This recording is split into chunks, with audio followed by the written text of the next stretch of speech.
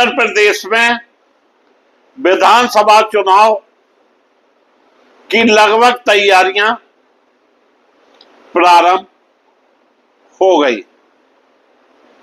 यही कारण है कि पंचायत चुनाव को टाला गया और जो आशंका व्यक्त की जा रही है कि भारतीय जनता पार्टी अपने हिसाब से प्रदेश में चुनाव कराएगी।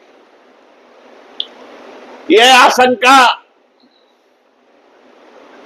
प्रदेश के पूर्व मुख्यमंत्री सपा के मुखिया अखिलेश यादव साफ तौर पर कह रहे हैं।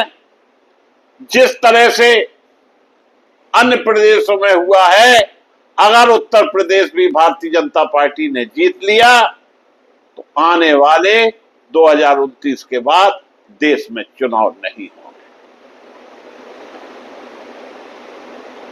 दोस्तों, यह आशंका निश्चित रूप से देश के लोकतंत्र में एक खतरा महसूस किया जा रहा है। जिस तरह से मौजूदा समय में राज्यसभा के चुनाव देखे, बंगाल, बिहार, महाराष्ट्र, हरियाणा के चुनाव देखे, कोई चीज किसी से छिपी नहीं।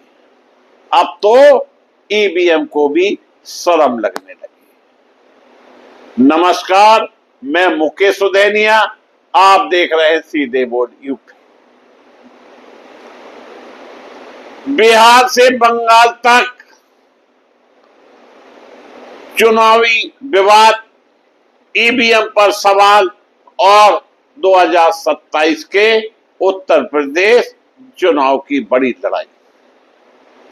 उत्तर प्रदेश की राजनीति में 2027 विधानसभा चुनाव की आहट तेज हो चुकी।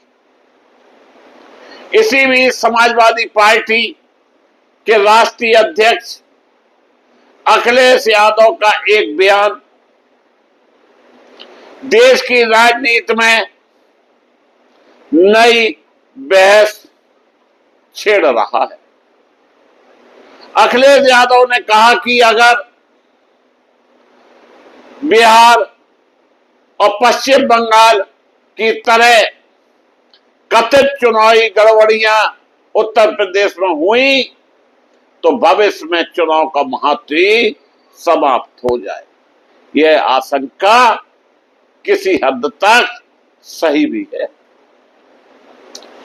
जिस तरह से चुनाव कराए जा रहे हैं,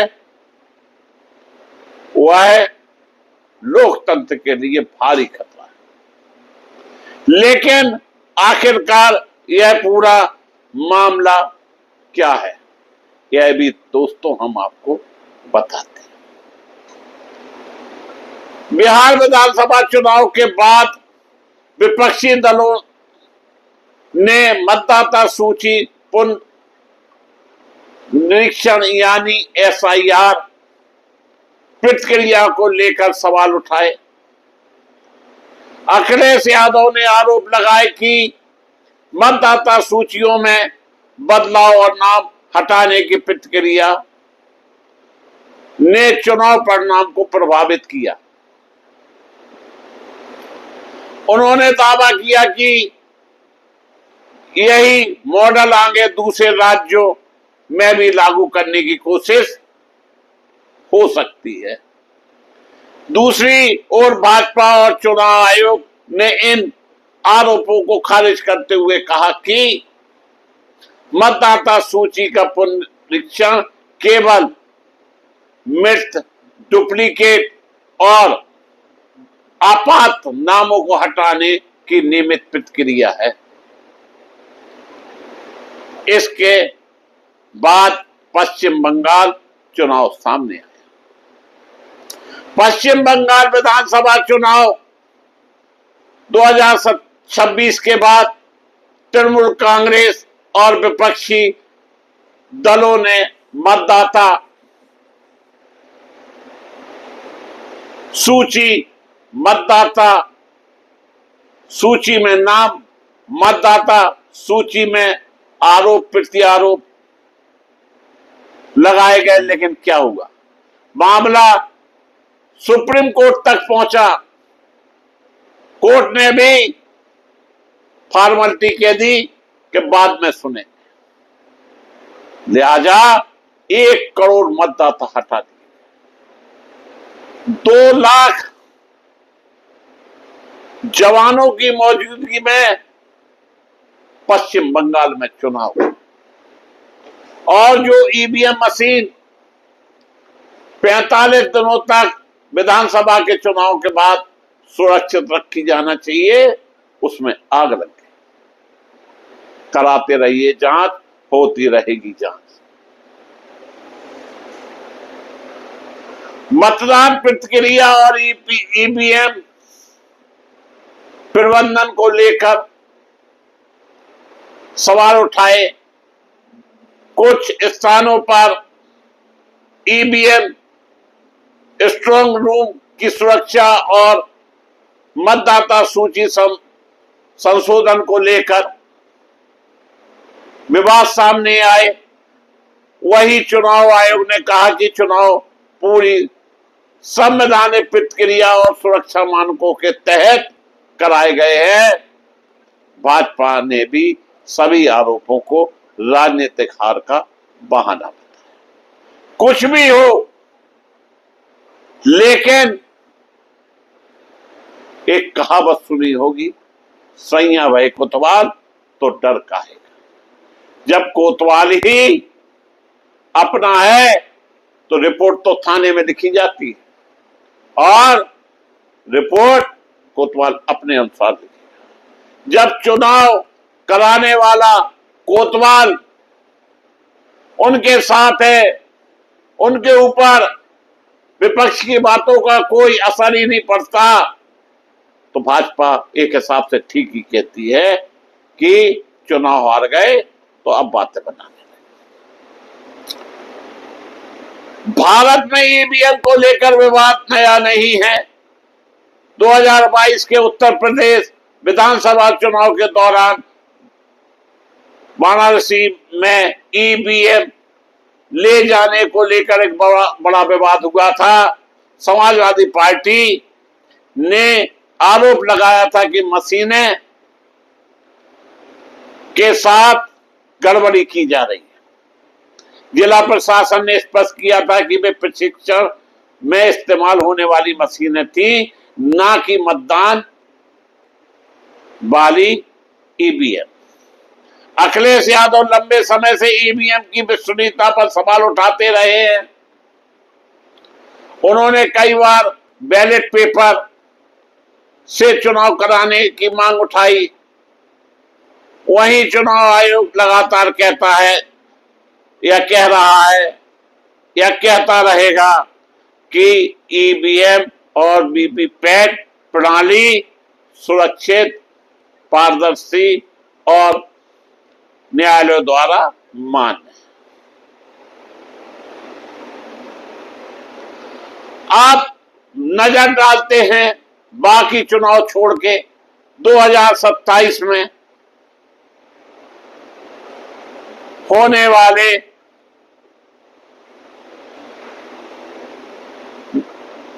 उत्तर प्रदेश में चुनाव।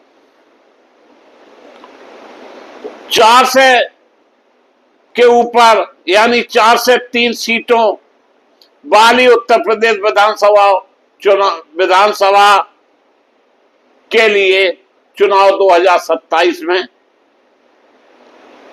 होने हैं। संभवतः 2027 की शुरुआत में ही चुनाव होंगे और चुनावी मौसम प्रारंभ हो गया। एक और मुख्यमंत्री योगी आदित्यनाथ के नेतृत्व में भाजपा सत्ता बचाने की तैयारी में है, तो दूसरी ओर अखिलेश यादव 2024 लोकसभा चुनाव में बेहतर प्रदर्शन के बाद सत्ता में वापसी का दावा कर रहे हैं। सिर्फ 24 के बेहतर प्रदर्शन के कारण ही सपा के मुखिया प्रदेश के पूर्व मुख्यमंत्री अखिलेश यादव बम बम कर रहे हैं।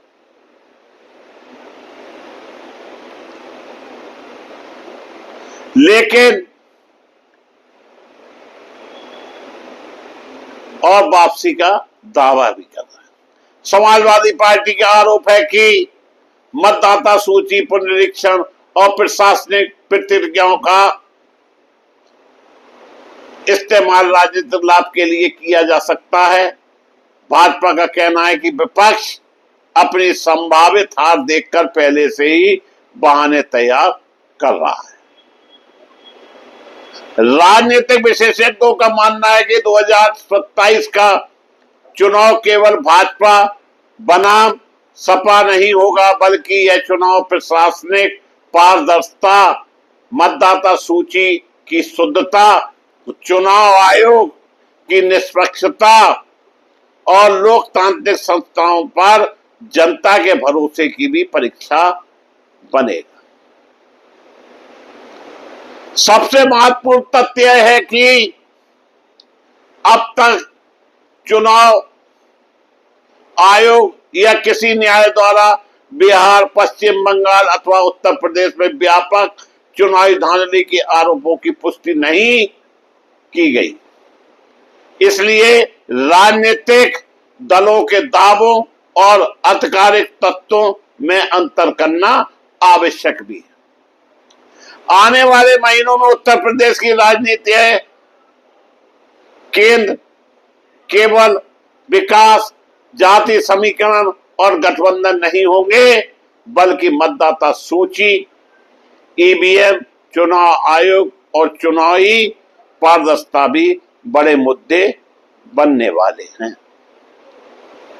देखना यह होगा दोस्तों कि 2027 की यह लड़ाई लोकतंत्र में विश्वास को और मजबूत करती है या राजनीतिक आरोप प्रत्यारोप की नई कहानी लिखती है। इस विषय में जुड़े प्रमुख राजनीतिक आरोप और प्रतिक्रियाएं हाल के वर्षों में अखिलेश यादव, भाजपा और चुनाव आयोग के बीच लगातार गहन बहस का हिस्सा बन रहे हैं। बिहार के एसआईआर और 2027 के उत्तर प्रदेश चुनाव को लेकर अखिलेश यादव ने कई बार सार्वजनिक रूप से आशंका जताई है, जबकि भाजपा ने उन्हें निराधार बताया। ईवीएम को लेकर विवाद 2022 से उत्तर प्रदेश चुनाव से लेकर हाल के वर्षों तक राजनीतिक बहस का विषय रहा है। हालांकि चुनाव आयोग लगातार ईवीएम प्रणाली की सुरक्षा का पक्ष रखता रहा।